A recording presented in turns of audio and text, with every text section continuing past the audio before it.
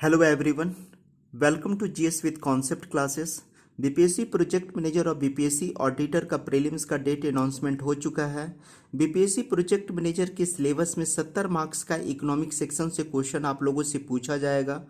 Economy current affairs के बिना अधूरा होता है, तो मुझे ऐसा लगता है कि 70 मार्क्स में से 10 से 15 मार्क्स का जो क्वेश्चन होगा वो डायरेक्टली इकोनॉमिक करंट अफेयर से रिलेटेड होगा। तो अगर आप सफलता को सुनिश्चित करना चाहते हैं तो इस 10 से 15 मार्क्स को इग्नोर करना मेरी समझ से उचित नहीं होगा। दूसरी इम्पॉर्टेंट बात मुझे कहनी है कि जो भी हमारे फ्रेंड्स, हमारे व्यूअर्स हमारे चैनल पर फर्स्ट बार विजिट कर रहे हैं, वो चैनल को प्लीज़ आप लोग सब्सक्राइब कर लीजिएगा और लाइक के बटन को प्रेस कर लीजिएगा। इससे मुझे मोटिवेशन मिलेगा और मुझे ऐसा लगेगा कि मुझे इतने लोगों का कोऑपरेशन मिल रहा है, सहयोग मिल रहा है। तो चलिए अब हम लोग करंट अफेयर्स की तरफ बढ़ते हैं। फर्स्ट हमारा करंट अफेयर्स है जल जीवन मिशन कार्यक्रम। जल जीवन मिशन कार्यक्रम को 15 राज्यों में 5,968 करोड़ रुपए की लागत से प्रारंभ किया गया।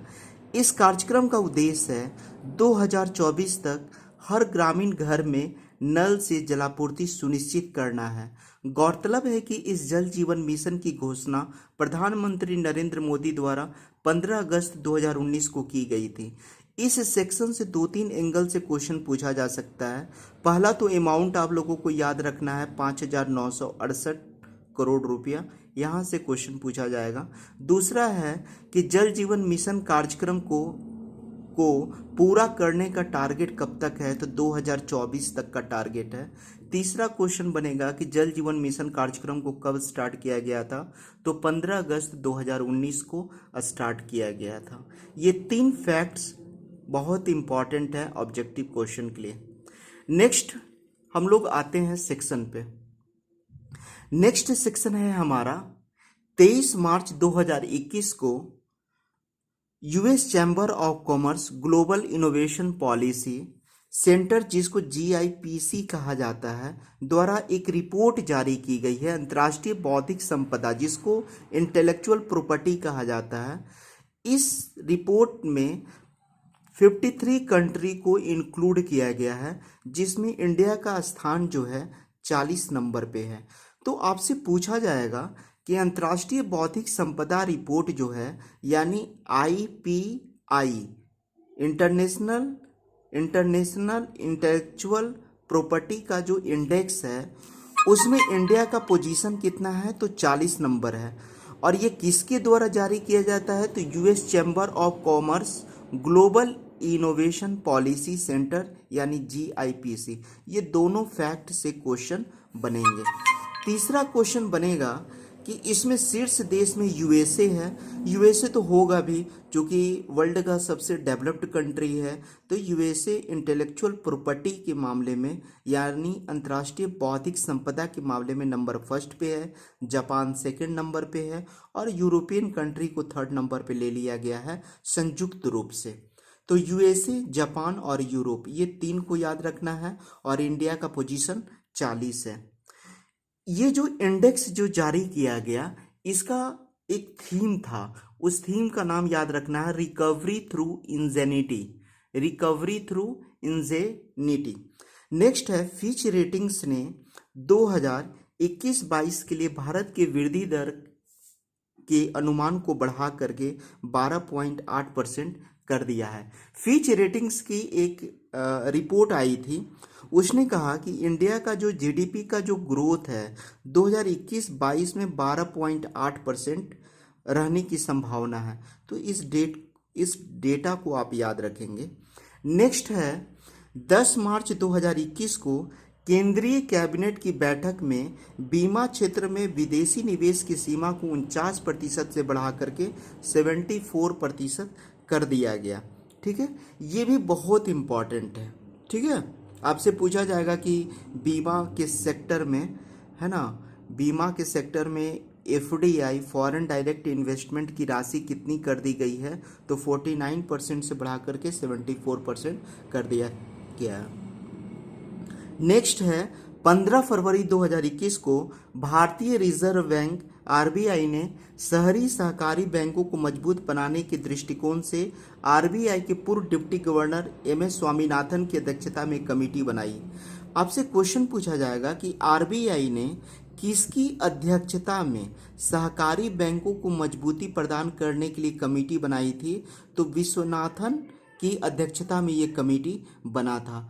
तो थोड़ा सा हम लोग रिकॉल कर लेते हैं, हम लोगों ने क्या क्या पढ़ा इस पेज में। तो जल जीवन मिशन कार्यक्रम को हम लोग देख लिए हैं।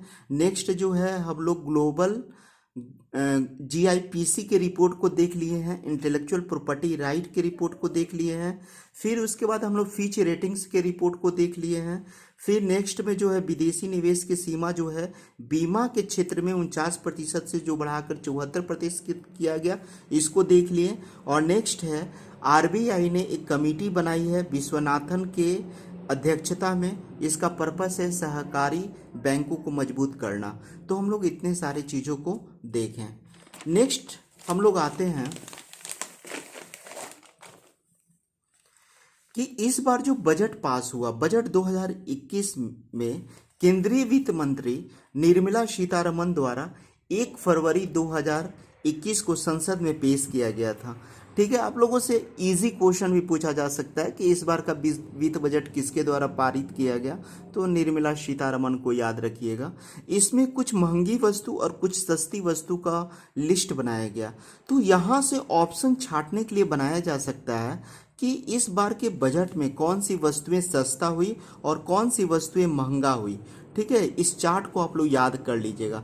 जैसे विदेशी मोबाइल चार्जर अगर आप लेते हैं, आयातित ऑटो पार्ट मतलब जो ऑटो गाड़ी का जो पार्ट्स होते हैं, कल पुर्जे होते हैं, अगर उसका आप इंपोर्ट करते हैं, पेट्रोल डीजल, सोलर सेल, गाड़ियों के पार्ट्स, इलेक्ट्रॉनिक उपकरण इत्यादि का अगर आप परचेजिंग करते हैं तो ये महंगा हो जाएगा। ठीक है, आप ऐसे कोरिलेट करके याद कर सकते हैं, पेट्रोल डीजल, गाड़ियों के पार्ट्स, सोलर सेल, ये महंगी हो जाएगी। सस्ती क्या क्या चीज़ें होगी तो इसको देख लीजिए। सस्ती वस्तुओं की सूची में लोहा और स्टील, बिजली के सामान, बीमा, नायलॉन के कपड़े, चमड़ा उत्पाद, ये सारी वस्तुएं सस्ती हो जाएगी। यानी लौ और स्टील की जो सामग्री है वो भी सस्ता हो जाएगा, बिजली का सामान भी सस्ता हो जाएगा, बीमा भी सस्ता हो जाएगा, नायलॉन के कपड़े भी सस्ते हो जाएंगे। नेक्स्ट है भारत सरकार और यूनाइटेड किंगडम के बीच सीमा शुल्क सहयोग और पारस्परिक प्रशासनिक सहायता के लिए एक समझौता पर हस्ताक्षर किया गया। इस समझौते के लागू होने के बाद दोनों देशों के बीच व्यापार की सुविधा बढ़ने के साथ साथ सीमा शुल्क अपराधों की जांच और रोकथाम में सहायता मिलेगी। आपसे पूछा जाएगा कि अभी इंडियन गवर्नमेंट जो है किस देश के साथ सीमा शुल्क सहयोग एस्टैब्लिश किया है, तो वो यूनाइटेड किंगडम होगा। इस समझौते पर हस्ताक्षर करने से फ़ायदा क्या होगा? जो इंपोर्ट होता है दूसरी कंट्री से या जो हम एक्सपोर्ट करते हैं और बीच में जो बिचौलिया वर्ग आ जाते हैं, वो लोग क्या करते हैं, सामानों का रेट को बढ़ाते हैं। ठीक है, सामानों का रेट को बढ़ाते हैं या बॉर्डर पे सामानों की स्मगलिंग की जाती है अवैध रूप से बिना सीमा शुल्क दिए हुए।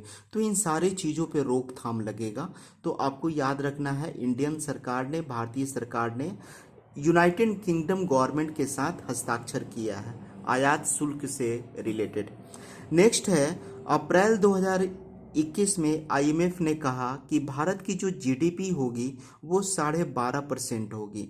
ठीक है, यह वृद्धि चीन के मुकाबले में ज़्यादा होगी।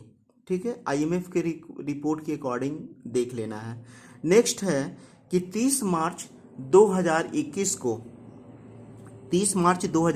को नीति आयोग द्वारा जारी की गई एक नवीनतम रिपोर्ट के अनुसार स्वास्थ्य सेवा भारत के सबसे बड़े क्षेत्रों में से एक बन गया है। ठीक है, और वर्ष 2022 में इसके 372 बिलियन अमेरिकी डॉलर तक पहुंचने की उम्मीद है।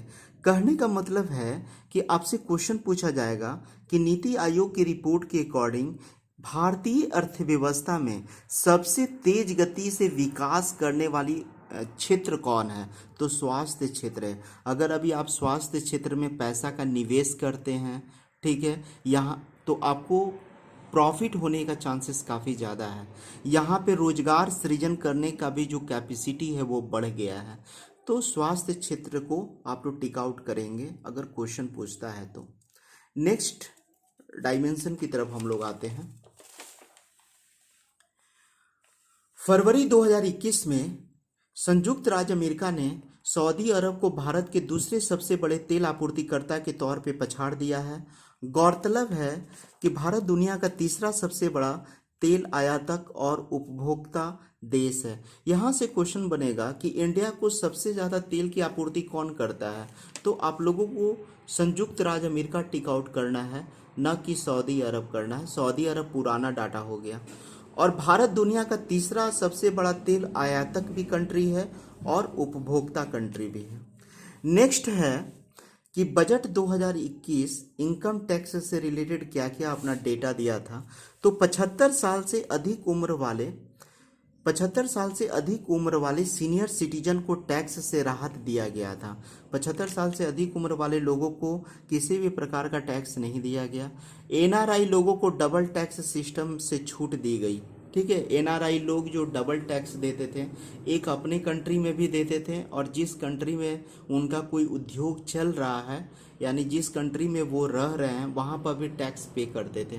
तो जो डबल टैक्सेशन की जो सिस्टम था, इसको समाप्त कर दिया गया है। स्टार्टअप को जिसे टैक्स देने में शुरुआती छूट दी गई थी, अब 31 मार्च 2022 तक बढ़ा दिया गया। कहने का मतलब है कि अगर कोई भी युवा वर्ग अगर स्टार्टअप अपना स्टार्ट करते हैं, उद्योग स्टार्ट करते हैं, तो उनको 31 मार्च 2022 तक टैक्स में छूट दी जाएगी। नेक्स्ट है बजट 2021-22 में व्यक्तिगत आयकर दरों और स्लैब में कोई परिवर्तन नहीं किया गया है। 2.5 लाख रुपया तक किसी भी प्रकार का कोई टैक्स नहीं, और 2.5 से 5 लाख तक 5%, 5 से 7.5 लाख तक 10% लगेगा। इसमें कोई कर नहीं लग रहा है। 2.5 से 5 में 5 से 7.5 लाख रुपया में 10% का टैक्स लग रहा है। Thanks for watching this video. Thank you very much.